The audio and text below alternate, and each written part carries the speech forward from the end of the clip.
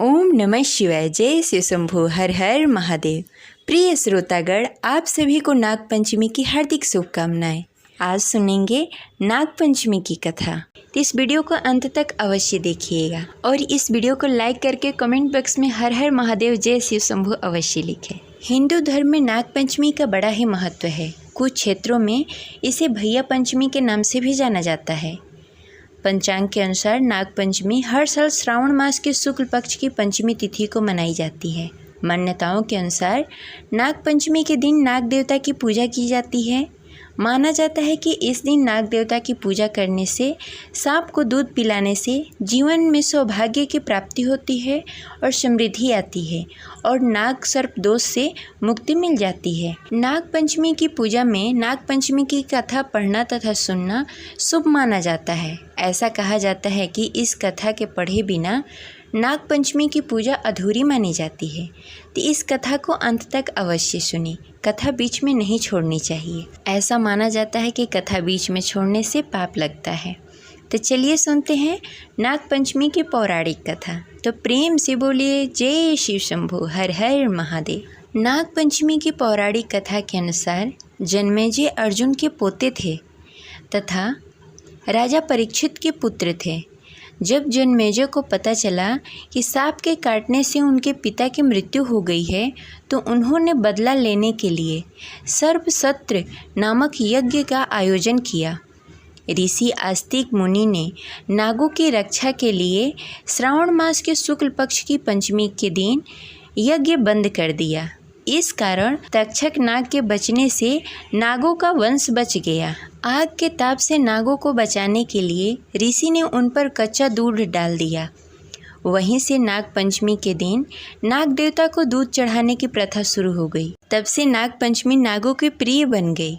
नागों ने आस्तिक मुनि से कहा कि पंचमी को जो भी मेरी पूजा करेंगे उसे नाग दंड का भय नहीं रहेगा। तब से पंचमी तिथि के दिन नागों की पूजा की जाती है और उन्हें दूध पिलाया जाता है। अब चलिए सुनते हैं नाग पंचमी की कथा। तो प्रेम से बोलिए हर हर महादेव। नाग पंचमी के पौराणिक कथा के अनुसार प्राचीन काल में एक सेठ जी के 7 पुत्र थे। उनके 7 पुत्रों का विवाह हो चुका था। उनमें से सबसे छोटे पुत्र की पत्नी बहुत ही रूपवती और सर्वगुण संपन्न थी और बहुत ही सुशील थी, परंतु उनके कोई भाई नहीं थे। एक दिन बड़ी बहू ने घर लीपने के लिए पीली मिट्टी लाने के लिए सभी बहुओं से कहा, तो सभी बहुओं ने डलिया और खुरपी लेकर चल पड़ी। वहां जाकर खुरपी से मिट्टी खोदना शुरू कर दिया। तभी वहां एक सर्प निकला, जिसे बड़ी बहू खुरपी से मारने लगी। यह देखकर छोटी बहू ने उसे रोकते हुए कहा, मत मारो इसे, यह निरपराध है। यह सुनकर बड़ी बहू ने उसे नहीं मारा। तब सर्प एक ओर जाकर बैठ गया। तब छोटी बहू ने उससे कहा, हम अभी लौट कर आती हैं, तुम यहाँ से मत जाना। यह कहकर वह सबके साथ मिट्टी लेकर घर चली गई और वहाँ कामकाज में फंस गई और सर्प से किया हुआ वादा भूल गई। जब दूसरे दिन उसे यह बात याद आई, तब वह सबको साथ लेकर वहाँ पहुँची और सर्प को उस स्थान पर बैठा देखकर बोली, सर्प भैया नमस्कार। तू भैया कह चुकी है, इसलिए तुझे छोड़ देता हूँ, नहीं तो झूठी बात करने के कारण तुझे अभी डस लेता। वह बोली, भैया मुझसे भूल हो गई, उसकी क्षमा मांगती हूँ। तब सर्प ने कहा, अच्छा तू आज से मेरी बहन हुई और मैं तेरा भाई, तुझे जो मांगना है मांग ले। वह बोली, भैया मेरा कोई भाई नहीं है, अच्छा हुआ जो तू मेरा भाई बन गया। कुछ दिन व्यतीत होने पर वह सर्प मनुष्य का रूप धारण करके उसके घर आया और बोला, मेरी बहन को भेज दो। सबने कहा कि इसका तो कोई भाई नहीं था। तब वह बोला, मैं दूर के रिश्ते में इसका भाई लगता हूँ, बचपन में ही बाहर चला गया था। उसके विश्वास दिलाने पर घर वालों ने अपनी छोटी बहू को उसके साथ भेज दिया। उसने मार्ग में बताया कि मैं वही सर्प हूँ, इसलिए तू डरना नहीं। जहाँ चलने में कठिनाई हो वहाँ मेरी पूँछ पकड़ लेना। उसने उसके कहे अनुसार ही किया और इस प्रकार वह उसके घर पहुँच गई। वहाँ के धन ऐश्वर्य को देखकर चकित हो गई। एक दिन सर्प की माता ने उससे कहा, मैं बाहर जा रही हूँ, तू अपने भैया को ठंडा दूध पिला देना। उसे यह बात ध्यान न रही और उसने गर्म दूध पिला दिया, जिससे उसका मुंह बुरी तरह जल गया।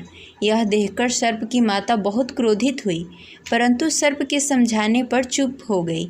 तब सर्प ने कहा कि बहन को अब उसके घर भेज देना चाहिए। तब सर्प और उसके पिता ने उसे बहुत सारा सोना, चांदी, जवाहरात, वस्त्र, आभूषण देकर उसे उसके ससुराल पहुंचा दिया। इतना सारा धन देखकर बड़ी बहू ईर्ष्या से बोली, भाई तो बड़ा धनवान है, तुझे तो उससे और भी धन लाना चाहिए। सर्प ने यह बात सुन ली और सारी वस्तुएं सोने के लाकर दे दिया।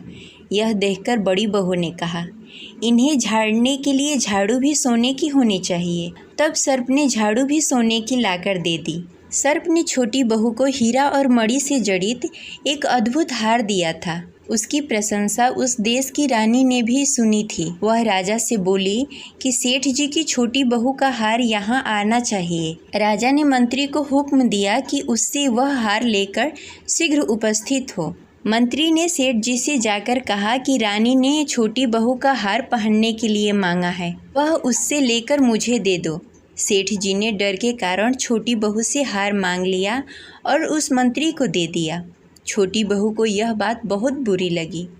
उसने अपने भाई सर्प को याद किया और आने पर प्रार्थना की कि भैया, रानी ने हार छीन लिया है, तुम कुछ ऐसा करो कि जब वह हार पहने तो उसके गले में सांप का हो जाए, और जब वह मेरे पास आए तब वो हीरा और मणि से सुशोभित हार बन जाए। सर्प ने ठीक वैसा ही किया। जब रानी ने उस हार को पहना तब वह सर्प का हो गया। यह देखकर रानी चीख पड़ी और रोने लगी। यह देखकर राजा ने सेठ के पास खबर भिजवाई कि वह छोटी बहू को तुरंत भेज दे। सेठ जी डर गए और राजा न जाने क्या करेगा। वे स्वयं छोटी बहू को साथ लेकर उपस्थित हुआ। राजा ने छोटी बहू से पूछा, तूने क्या जादू किया है? मैं तुझे दंड दूंगा। छोटी बहू बोली, राजन, धृष्टता क्षमा कीजिए। यह हार ही ऐसा है कि मेरे गले में हीरे और मणि का रहता है और दूसरे के गले में सर्प का बन जाता है। यह सुनकर राजा ने वह सर्प बना हार उसे देकर कहा कि अभी पहनकर दिखाओ। छोटी बहू ने जैसे ही उस हार को पहना, वह हार हीरा और मणि का हो गया। यह देखकर राजा उसकी बात पर विश्वास कर गया और उसने प्रसन्न होकर उसे बहुत सी मुद्राएं भी पुरस्कार में दी। छोटी बहू अपने हार को धन सहित घर लौट आई। उसके धन को देखकर बड़ी बहू ने ईर्ष्या के कारण उसके पति को सिखाया कि छोटी बहू के पास पता नहीं कहाँ से इतना धन आ गया। यह सुनकर उसके पति ने अपनी पत्नी को बुलाकर कहा, ठीक ठीक बता, यह धन तुझे कहाँ से मिला? तब उसकी पत्नी सर्प को याद करने लगी। तभी उसी समय सर्प ने प्रकट होकर कहा, यदि मेरी धर्म बहन के आचरण पर संदेह प्रकट किया तो मैं तुझे दंड दूंगा। यह सुनकर छोटी बहू का पति बहुत प्रसन्न हुआ और उसने सर्प देवता का बड़ा ही सत्कार किया। उसी दिन से नागपंचमी का त्यौहार मनाया जाता है और स्त्रियां सर्प को अपना भाई मानकर उसकी पूजा करती है। ये रही नागपंचमी की पौराणिक कथा। आपको कैसी लगी कमेंट बॉक्स में ज़रूर बताएं और इस वीडियो को लाइक अवश्य करें। हर हर महादेव।